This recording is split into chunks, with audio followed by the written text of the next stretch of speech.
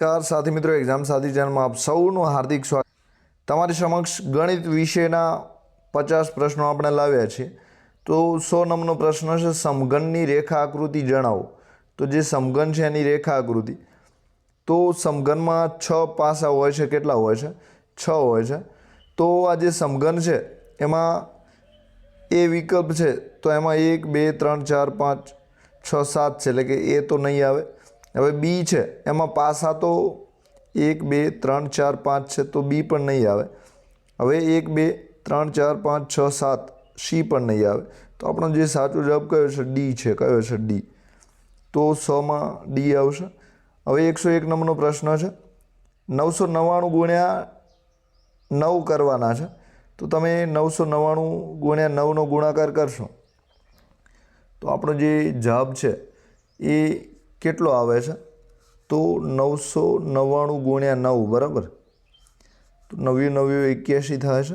9 81 ને 8 કેટલા થાય છે? 89 થાય છે. 9 81 ને 8 ફરીથી કેટલા થાય છે? તો 89. તો આપણો જવાબ જે છે એ કેટલો આવે છે? 8991 જવાબ હવે આમાંથી લાવવાનો છે. તો 8991 જવાબ શેમાં આવશે? તો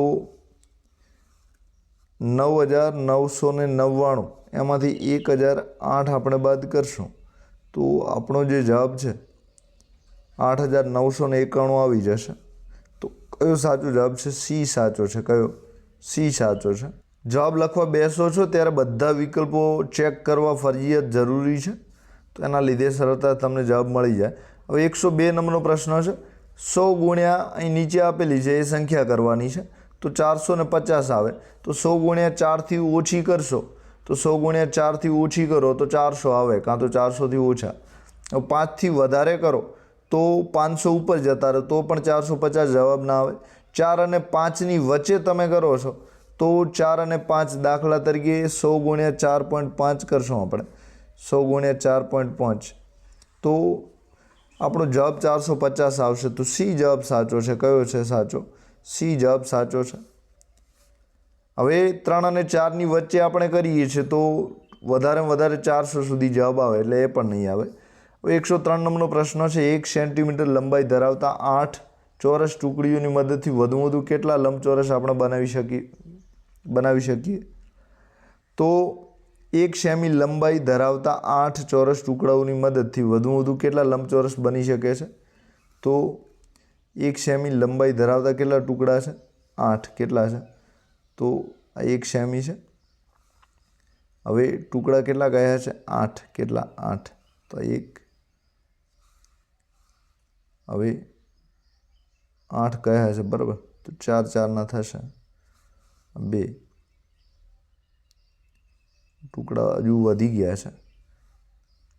તો 1 2 3 4 5 6 ટુકડા થયા છે. હજુ આપણે વધારવું પડશે.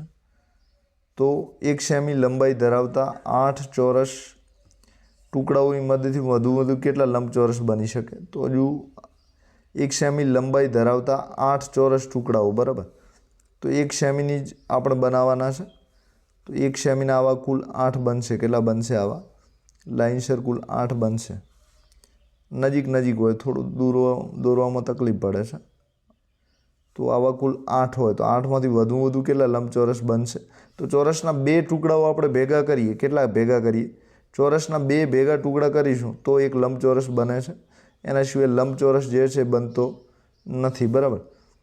તો આ રીતે 8 છે તો વધુ કેટલા બને છે? તો 1 2 3. વધુ કેટલા બની શકે છે? 3 બનશે. કેટલા બનશે? 3. અને 4 સુધી બની શકે છે આપણે બનાવવો હોય તો. કેટલા સુધી બની શકે છે? 4 સુધી. તો આમાં જવાબ કેટલો આપેલો છે? 3. બીજો કોઈ જવાબ આપેલો નથી. તો જે સાચો જવાબ છે એ કયો આવશે? તો આપણો સાચો જવાબ બી આવશે. કયો આવશે? બી. હવે ત્યારબાદ 104 નંબરનો પ્રશ્ન છે, એક ચોરસની પરિમિતિ 120 સેન્ટીમીટર હોય તો તેનું ક્ષેત્રફળ કેટલું થાય? તો પરિમિતિ અહીં આપેલી છે. એક ચોરસની પરિમિતિ કેટલી હોય? 120 સેન્ટીમીટર હોય તો તેનું ક્ષેત્રફળ આપણે શોધવાનું છે. તો આ ચોરસ છે.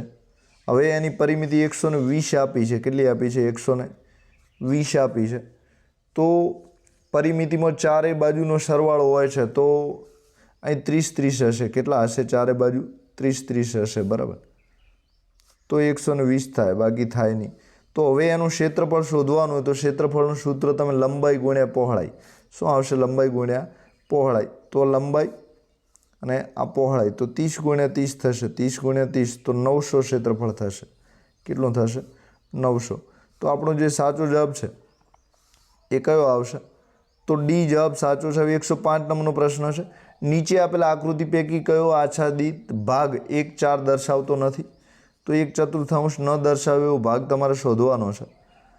તો આ આકૃતિમાં 1/4 છે, આમાં પણ છે, એટલે કે કુલ ભાગ ગણવાના 4 ભાગ. એમાંથી કલર કરેલો કેટલો છે? રંગ કરેલો 1 ભાગ છે. આમાં પણ એવું છે, પણ આ છેલ્લો ભાગ છે એમાં 1/4 નથી, બરાબર. તો છેલ્લો ભાગ નહીં આવે, એટલે કે ડી ખોટું છે. હવે 106 નંબરનો પ્રશ્ન છે. 2/5 બરાબર 4 ભાગ્યા 10 બરાબર 6 ભાગ્યા 15 બરાબર 8 ભાગ્યા 20. તો હવે નેક્સ્ટ શું આવશે? એના પછી શું આવશે એ આપણે શોધવાનું છે. એટલે કે અહીં 20 છે અને નીચે કેટલા આવશે? તો અહીં તમે જોઈ શકો છો જે રકમ આપેલી છે એમાં બધામાં 5 ઉમેરેલા છે. કેટલા ઉમેરેલા છે? 5. અહીં 2 4 6 8 એમ છે કે 20 સુધી પહોંચી જાય છે. તો બધામાં સમાનતા એ છે કે બધાને 2.5 વડે ગુણાકાર કર્યો છે. કેટલા વડે ગુણાકાર કર્યો છે? 2.5, બરાબર. તો આ 20 આપેલા છે તો 20ને આપણે 2.5 વડે ગુણાકાર કરવાનો થશે. તો 20 × 40 ને 10 બીજા તો 50 થશે. તો 20 × 40 અને 45, હા, તો 20 × 40 અને ઉપર 0.5 છે તો 10 બીજા આવશે, બરાબર. 10 બીજા આવશે એટલે 40 ને 10 કેટલા થશે? 50. તો 20 ગુણ્યા 2.5 કરવાના છે. તો હવે 25 × 50, 25 દુ કેટલા થશે? 25 દુ 50 કેટલા થશે? 25 દુ 50 ને આ 0 છે તો 0 મૂકશું. હવે આપણે 2.5 કર્યું છે એટલે એક સ્થાન આપણે ખસવાનું છે, તો એક સ્થાન ખસીએ છીએ. તો આ રીતે આપણો જે જવાબ છે એ કેટલો આવે છે? 50 આવે છે. તો આ સમચ્છેદી અપૂર્ણાંક છે. જેટલે ઉપરની રકમ અંશને જેટલા વડે ગુણ્યો હોય છે એટલો વડે આપણે છેદને ગુણવો પડે છે. તો બધું જ સેમ બધી રકમો આ રીતે આ પ્રોસેસ આપણે એપ્લાય કરવાની છે. તો બી જવાબ આવશે. હવે 107 નંબરનો પ્રશ્ન તમારી સમક્ષ છે. એક વ્યક્તિ શાક માર્કેટમાંથી 1 કિલોગ્રામ 250 ગ્રામ બટાકા, તો 1 કિલો 250 ગ્રામ બટાકા લાવે છે. 500 ગ્રામ ટામેટા લાવે છે. 250 ગ્રામ ધાણા અને 150 ગ્રામ ફુદીના ખરીદે છે. તો તેણે ખરીદેલી શાકભાજીનું કુલ વજન કેટલું થશે? તો આપણે સરવાળો કરવાનો છે. તો 1 કિલો આ થઈ ગયું. હવે 250 આ છે, 500 આ થયું, 500 આ છે, એટલે 1 કિલો આ થયું. 1 કિલો ને 1 કિલો 2 કિલો થયું. 150 ગ્રામ આ છે તો 2 કિલો ને 150 ગ્રામ, તો 2 કિલોથી કેવું છે? વધારે છે. તો આપણો જે સાચો જવાબ છે એ શું આવશે? સી. તો 107મો કયો સાચો જવાબ છે? સી. હવે 108 નંબરનો પ્રશ્ન છે તમારી સમક્ષ છે. તો આપેલ આકૃતિમાં ઘાટો કરેલો ભાગ શું દર્શાવે છે? તો આકૃતિ તમે જોશો તો કુલ જે ભાગ છે 1 2 3 4 5 6 7 8 એમ કરીને ભાગ આપણા કુલ છે એ આકૃતિમાં 8 છે. કેટલા છે? 1 2 3 4 5 6 7 8. તો 8 થયા, બરાબર. હવે એમાંથી આચ્છાદિત રંગ કરેલા કેટલા છે? 8માંથી 2 ભાગ છે. તો હવે 2 ચોક 8, 2 ચોક 8, તો ઉપર 1 આવશે તો 1/4 આવશે. તો આપણો જે સાચો જવાબ છે એ કયો છે? એટલે કે આપણો સાચો જવાબ સી છે. કયો છે? સી સાચો છે. હવે 109 નંબરનો પ્રશ્ન છે. સૌથી વધુ ખૂણા કઈ આકૃતિમાં છે? તો આકૃતિઓ આપેલી છે, એમાંથી સૌથી વધુ ખૂણા તમારે ઓળખવાના છે. તો ખૂણા વધારે આપણે બનાવવા જશું તો આકૃતિમાં બનશે, બરાબર. 1 ખૂણો 2 3 4 5 બને છે, બીજે ક્યાંય 5 બનતા નથી. તો આપણો સાચો જવાબ કયો છે? બી. હવે 110 નંબરનો કયા મૂળાક્ષરમાં ખૂણો રચાતો નથી? તો ખૂણો ન બને એવો મૂળાક્ષર તમારે ઓળખવાનો છે. તો જે ઓ મૂળાક્ષર છે એમાં એક ખૂણો બનશે નહીં. ખૂણો તમે જાણો છો આ રીતનો બનતો હોય છે, બરાબર. હવે 111 નંબરનો પ્રશ્ન છે.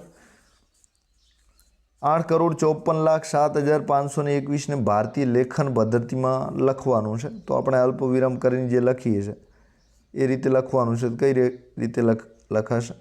તો 85,47,000 છે, 85,47,521. તો આ રીતે લખાશે, બરાબર. એ જવાબ સાચો છે. હવે 112 નંબરનો પ્રશ્ન છે, 100નો અંક 3 હોય તો નાનામાં નાની સંખ્યા જણાવવાની છે. તો 100નો અંક કેટલો હોય? 3. તો એકમ, દશક અને 100. 100નો અંક 3 હોય તો નાનામાં નાની સંખ્યા કઈ બનશે? નાનામાં નાની 300 બને, એનાથી નાની કોઈ બની ન શકે. તો સી જવાબ સાચો છે. 1 કરોડ બરાબર ખાલી જગ્યા 10 લાખ થાય. તો 1 કરોડના 10 લાખ કેટલા થાય? તો 1 કરોડના જે 10 લાખ છે એ કેટલા થાય છે? 10 થાય છે. કેટલા? તો 10 લાખ જે છે 10 વખત હોય તો આ રીતે 1 કરોડ બને છે. એટલે કે 1000 લાખે 10 × 10 = 100. તો 100 લાખ જ્યારે હોય છે ત્યારે 1 કરોડ બનતા હોય છે. તો 10 લાખ 10 વખત થાય છે. કેટલાય વખત થાય છે? 10 વખત, બરાબર. હવે ભાગાકાર તમે કરોડ ભાગ્યા 10 લાખ કરશો તો પણ તમારો જવાબ મળી જશે. હવે 114 નંબરનો પ્રશ્ન છે, 2, 5, 9, 8 અંકોનો ઉપયોગ કર્યા વગર 4 અંકોની મોટા મોટી સંખ્યા તમારે બનાવવાની છે. તો 2, 5, 9, 8 અંકોનો ઉપયોગ કર્યા વગર 4 અંકની તમારે કેવી સંખ્યા બનાવવાની છે? તો મોટા મોટી સંખ્યા બનાવવાની છે. એટલે કે કોઈ પણ અંકનો 2 વખત ઉપયોગ નથી કરવાનો. અંકોનો ઉપયોગ તો કરવાનો છે પણ 2 વખત નથી કરવાનો. તો મોટા મોટી 9,852 બનશે, 9,852. તો એ જવાબ સાચો છે. 1 ગ્રામ બરાબર મિલીગ્રામ કેટલા થાય છે? તો 1 ગ્રામના જે મિલીગ્રામ છે એ 10 થાય છે. કેટલા થાય છે? 10. તો સી જવાબ સાચો છે. 2 અંકની નાનામાં નાની સંખ્યા વત્તા 3 અંકની મોટા મોટી સંખ્યા બરાબર શું જવાબ મળે છે? તો 2 અંકની નાનામાં નાની સંખ્યા કેટલી છે? 10 વત્તા 3 અંકની મોટા મોટી સંખ્યા કેટલી છે? 999. તો 10 ને 999નો તમે સરવાળો કરશો તો કેટલો જવાબ મળશે? તો આ 10 છે, આ 999 છે. તો આ રીતે આપણો જે જવાબ છે એ કેટલો મળે છે? તો 1009 મળે છે. કેટલો મળે છે? 1009. તો સી જવાબ સાચો છે. 5,942 ને 5,942 અંકમાં લખવાની છે. તો 117માં શું આવશે? બી આવશે. અંતર માપવા માટે વ્યવહારમાં વપરાતો એકમ કયો છે? તો જે અંતર છે એ માપવા માટે આપણે શેનો ઉપયોગ કરીએ છીએ? તો અંતર માપવા માટે કિલોમીટર વપરાય છે. શું વપરાય છે? અંતર, બરાબર, કિલોમીટર. તો 5 કિલોમીટર છે, 7 કિલોમીટર છે, એટલે કે એક ગામથી બીજા ગામમાં જવું હોય એ અંતર આપણે જ્યારે પણ માપવું હોય છે ત્યારે કિલોમીટર વપરાય છે. એકમનો અંક 5 હોય તેવી મોટા મોટી સંખ્યા કઈ છે? તો એકમનો અંક 5 હોય એવી મોટા મોટી સંખ્યા જે છે, તો એકમનો અંક 5 છે અને મોટા મોટી સંખ્યા કઈ છે? 835. તો અહીં 4 સંખ્યાઓ આપેલી છે, આમાંથી મોટી કઈ છે? ડી મોટી છે.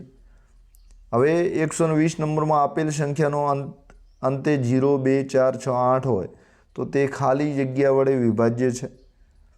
તો આપેલ સંખ્યાના અંતે 0, 2, 4, 6, 8 હોય તો 2 વડે ભાગ ચાલે. કેટલા વડે ભાગ ચાલી શકે છે? 2 વડે ચાલશે. તો ડી જવાબ સાચો છે. 121 કોનો અવયવી છે? તો જે 8 છે એ કોનો અવયવી છે? તો 8 કોનો અવયવી છે? તો 4નો. 8 કોનો અવયવી છે?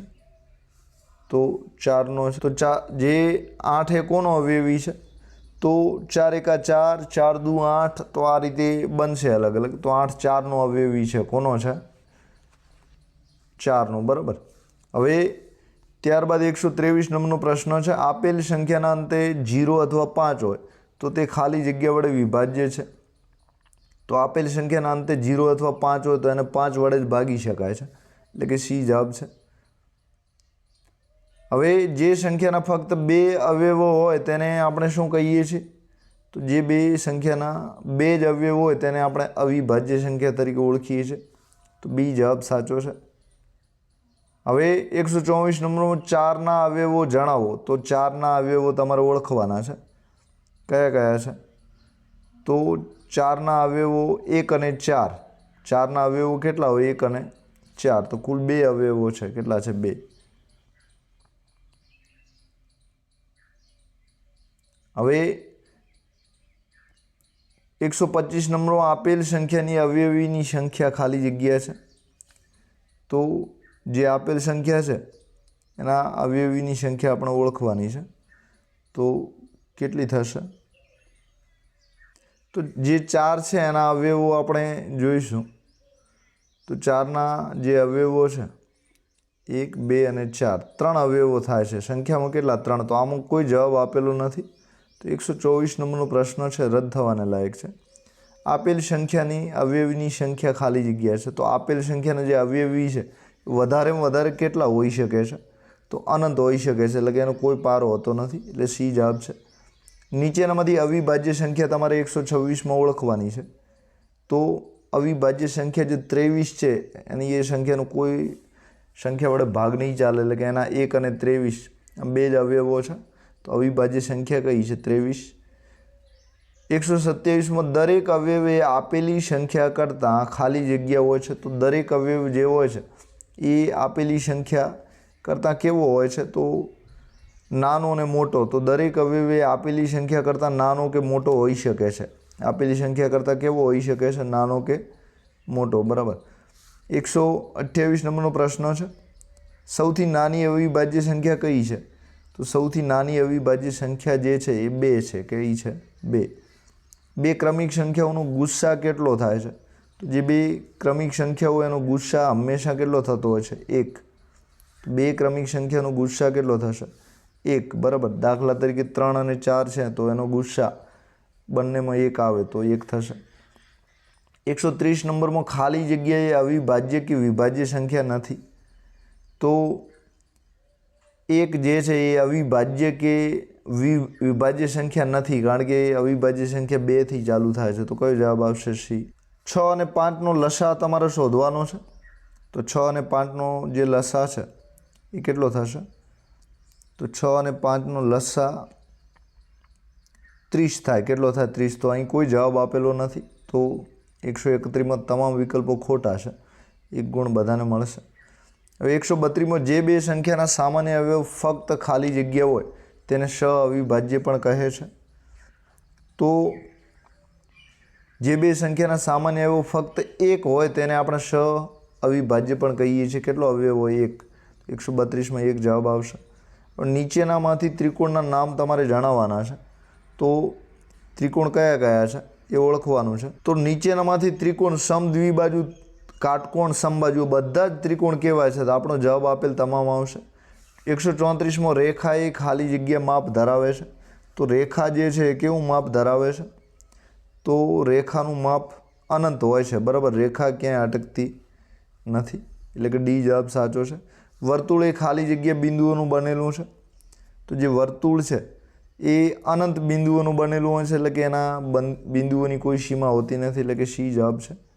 સૌથી ઓછી બાજુ ધરાવતો બહુકોણ કયો છે? તો સૌથી ઓછી બાજુ હોય એવું બહુકોણ આપણે ઓળખવાનો છે. તો ત્રિકોણ છે અને માત્ર 3 બાજુઓ હોય છે, એના કરતાં ચોરસને વધારે હોય છે. લંબચોરસને પણ 4 બાજુ હોય છે. ષટકોણને 6 હોય છે. 137 બહુકોણ એ કેવો વક્ર છે? તો જે બહુકોણ છે એ કેવા પ્રકારના વક્ર તરીકે ઓળખાય છે? તો બંધ વક્ર. બહુકોણ જ્યારે પણ હોય છે ત્યારે બંધ વક્ર તરીકે ઓળખાય છે. ચોરસના બધા ખૂણાઓનો સરવાળો કેટલો થાય છે? તો ચોરસના બધા ખૂણાઓનો સરવાળો તમે જ્યારે પણ કરો છો ત્યારે 360 થાય છે. તો 90, 90, 360, 90 4 વખત હોય છે. આ રીતે 90 કેટલા વખત હોય છે?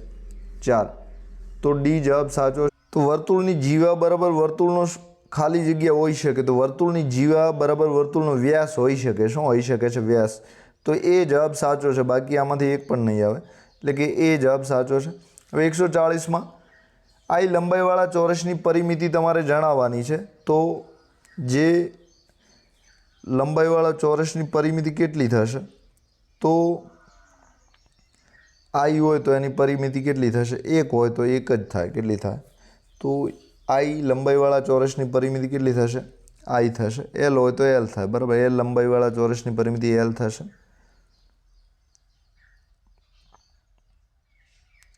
હવે 141 નંબરનો પ્રશ્ન છે. કોઈ પણ સંખ્યાને ખાલી જગ્યા સંખ્યા વડે ગુણતા જવાબ હંમેશા કેટલો મળે છે? 0 મળે છે. તો 0ને આપણે કોઈ પણ સંખ્યા વડે ગુણે છે તો ગુણાકાર કરીએ છીએ તો જવાબ કેટલો મળે છે? 0, એટલે કે 0 મળે છે. 142માં ખાલી જગ્યા પૂરો 18 વત્તા -18 વત્તા બરાબર કેટલા થશે? તો 18માંથી 18 બાદ કરવાના છે તો કેટલો જવાબ આવશે? 0 આવશે. હવે 143માં -3 3 તમે ઉમેરો છો તો કેટલા થાય છે? તો ઉપર જવાબ આવ્યો તો -3 કેટલા ઉમેરવાના છે? -3 3 ઉમેરવાના છે. તો 3માંથી 3 જાય તો 0 વધશે. એટલે કે આ -3 છે એમાં 3 ઉમેરો છો તો 3માંથી 3 બાદ કરીએ તો કેટલા વધે છે?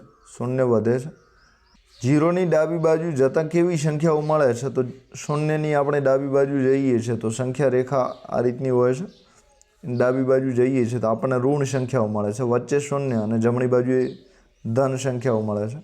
145માં -1 એ સંખ્યા રેખા પર ખાલી જગ્યાની જમણી બાજુએ છે. તો જે -1 છે એ સંખ્યા રેખામાં કોની જમણી બાજુએ હોય છે? તો કોની જમણી બાજુએ, બરાબર. તો -1 જે કોઈની જમણી બાજુએ હોતો નથી. તો આપેલ જે જવાબો છે એ તમામ કેવા છે? આમાંથી 3 જવાબ આવી શકે છે.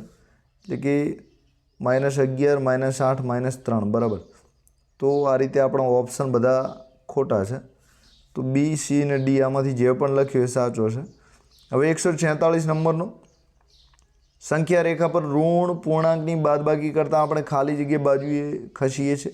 તો સંખ્યા રેખા પર ઋણ પૂર્ણાંકની જે બાદબાકી છે આપણે કરીએ છીએ તો કઈ બાજુ આપણે ખસવું પડે છે? તો આપણી જે દિશા છે એ જમણી બાજુ આપણે ખસવું પડે છે. તો સંખ્યા રેખા પર ઋણ પૂર્ણાંકની જ્યારે પણ બાદબાકી કરીએ છીએ તો જમણી બાજુ આવશે.